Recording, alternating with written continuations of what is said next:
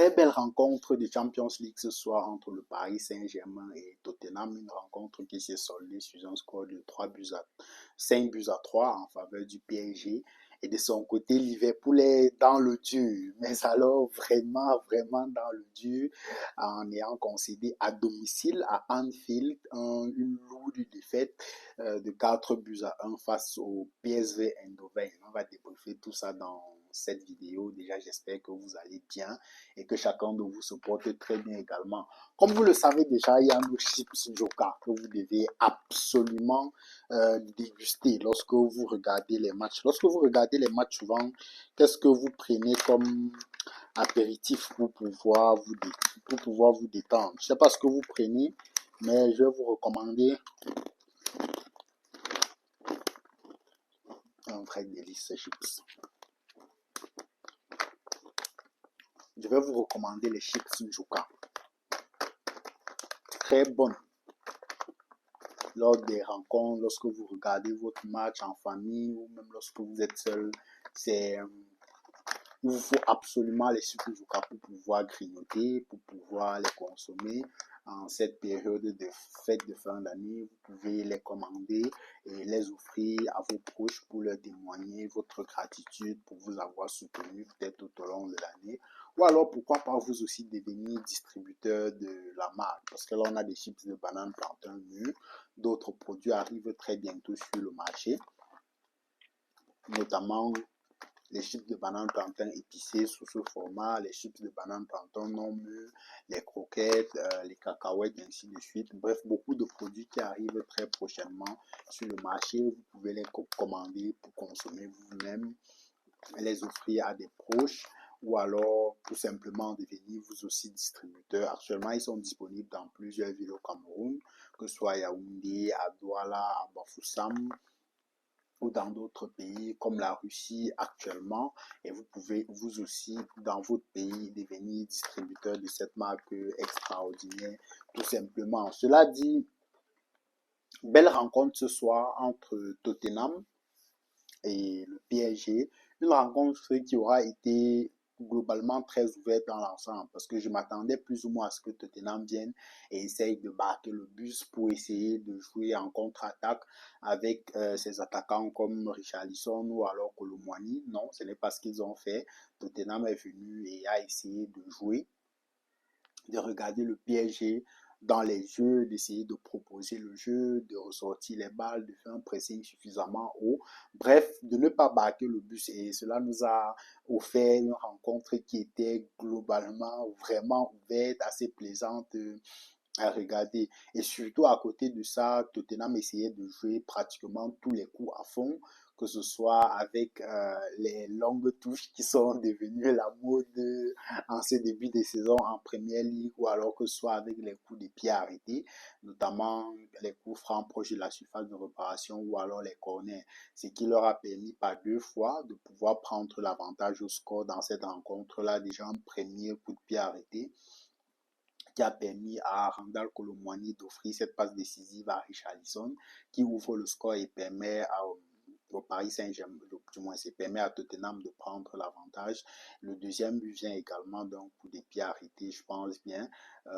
Ce ballon qui est dévié sur la ligne par Pacho et Colomwani qui vient justement fusiller et permettre une fois de plus à Tottenham de prendre l'avantage. Mais c'était sans compter sur un joueur qui était en feu aujourd'hui parce qu'au-delà des buts, comme d'habitude, il fait une top performance dans sa capacité à sortir les balles, dans sa capacité à pouvoir déjouer le pressing.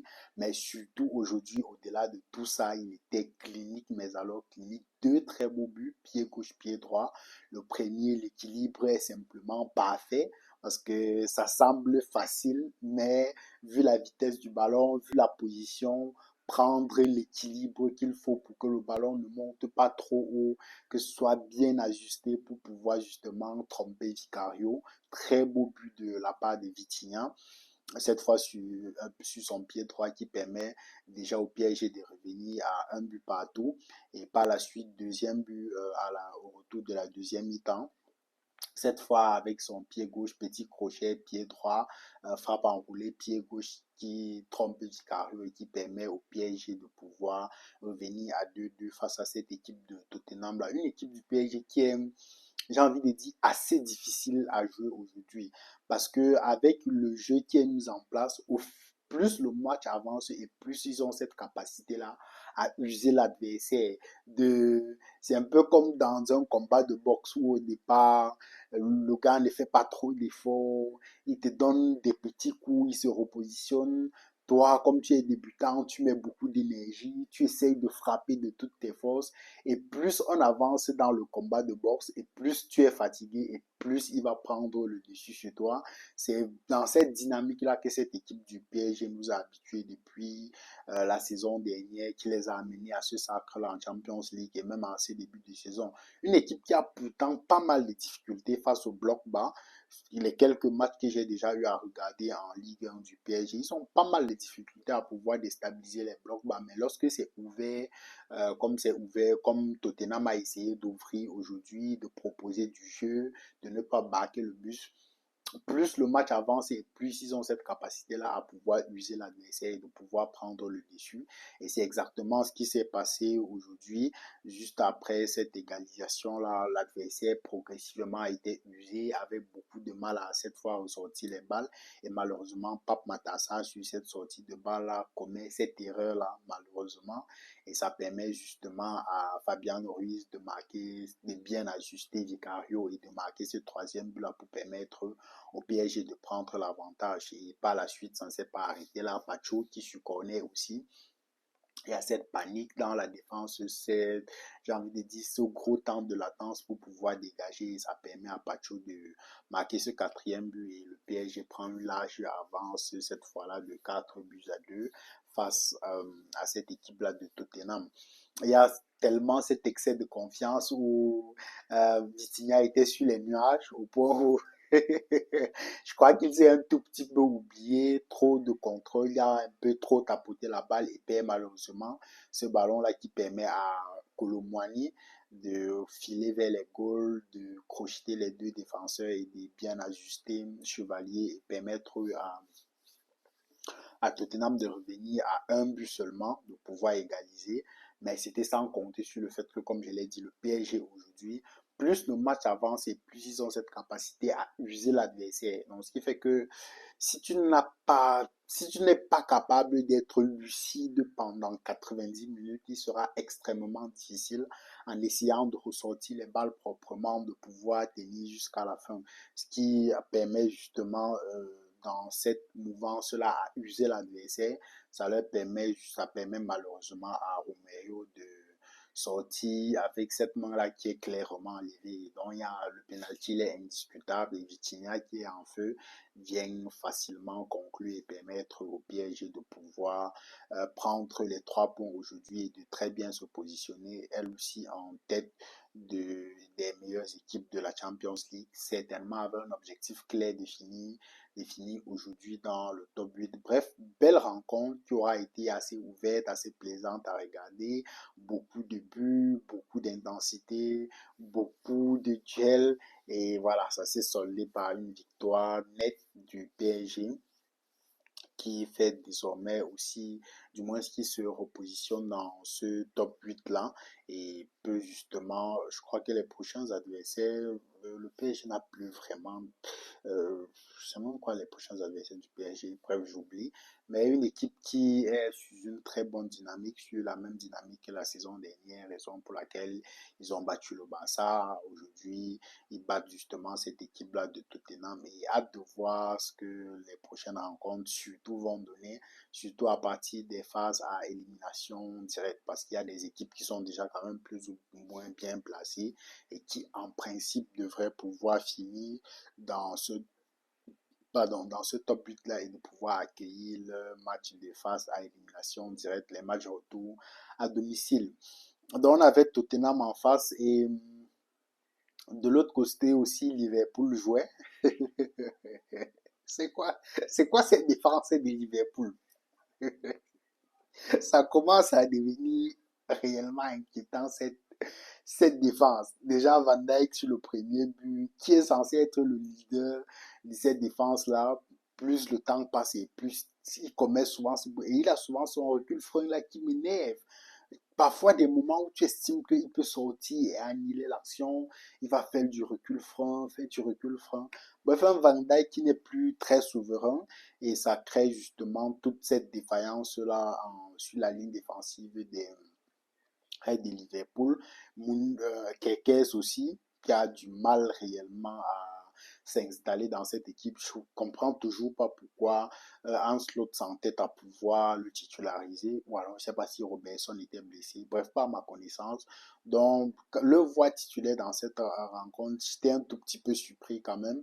Parce que Kekes, je commence de plus en plus à croire que c'est un joueur qui est, j'ai envie de dire quoi, qui correspond à l'équipe où il était, c'est-à-dire Bournemouth, qui n'est pas une top équipe, qui n'a pas un certain niveau d'exigence, et ce qui fait que quand tu as cette quand tu es teigneux comme lui, quand tu as cette capacité bagarreur-là, tu peux t'en sortir. Mais dans une équipe qui veut jouer proprement, qui veut ressortir proprement, je commence à avoir pas mal de doutes sur qu'est-ce qui fait aujourd'hui, une fois de plus, une rencontre catastrophique littéralement, et un virus défensif qui aura fini aujourd'hui aussi par contaminer Konaté. Bref, une défense qui aura pris l'eau pratiquement tout au long de la rencontre des conseils de cette lourde défaite-là face au PSV Eindhoven à domicile à Anfield. Et c'est ça encore le plus inquiétant. Déjà que le week-end dernier, ils ont perdu face à Nottingham Forest, c'est plus c'était à domicile ou à l'extérieur, 3 buts à 0. Et aujourd'hui, concéder cette autre défaite-là à domicile, 4 buts à 1. Ça commence à devenir inquiétant et je me pose des questions. Est-ce que en ayant gagné le titre la saison dernière, le titre de Premier League la saison dernière, est-ce que Ancelotti aura l'humilité de le laisser quand même se battre et d'essayer de relever l'équipe jusqu'à la fin de la saison? Ou alors les dirigeants vont plutôt se pencher sur ce qui a été quand même dépensé. On parle de plus d'un demi-milliard pour faire des recrutements et les recrues qui peinent à s'imposer, que ce soit Isaac, que ce soit Kekes, Florian Wirtz, qui devient même de plus en plus remplaçant dans cette équipe-là. Et peut-être, j'ai envie de dire, le seul recrutement positif qui jusqu'ici euh, donne des rendements plutôt satisfaisants, c'est Hugo Ekitike. Les autres sont dans le dur. Florian Wirtz, qui est le joueur le plus cher du championnat. Euh, Isaac aussi, sur qui ils ont déboursé quoi, je crois 130 millions d'euros. Qu'est-ce qui peine à s'imposer dans cette équipe-là? Est-ce que Ancelotti aura l'immunité parce qu'il a quand même gagné la Première Ligue la saison passée, ou alors à un moment donné on va se dire c'est beaucoup d'investissements consentis et peut-être le limoger. C'est un épisode que j'ai hâte de regarder. Surtout qu'on entre dans une période qui est souvent assez critique en Première Ligue, où il faut essayer d'aller chercher le maximum de points possible. Cette période en Première Ligue, notamment cette période de décembre, où il faut absolument aller chercher des points avec beaucoup de matchs à jouer dans des intervalles assez réduits. J'ai hâte de voir ce que ça donne. Un pharaon qui, plus le temps passe, plus a tendance à devenir l'ombre de lui-même. Peut-être finalement la CAN lui fera un peu de bien, je sais pas. En tout cas, on verra ce que ça donne.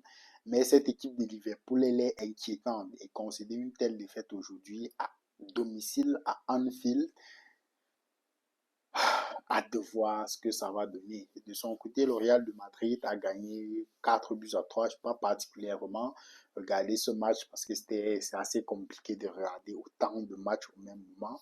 Et voilà, peut-être qu'on pourra revenir dessus dans nos prochains débriefs. Sinon, dites-moi tout ce que vous aurez pensé de ces différentes rencontres là en commentaire. Je me ferai un plaisir de vous lire et surtout n'oubliez pas de commander vos chiffres Joca, soit pour consommer vous-même, soit pour offrir à des proches ou alors pour devenir vous aussi distributeur et de pouvoir les revendre dans vos shops et de gagner de l'argent. Si on se donne rendez-vous dans un prochain débrief. Prenez soin de vous. Peace.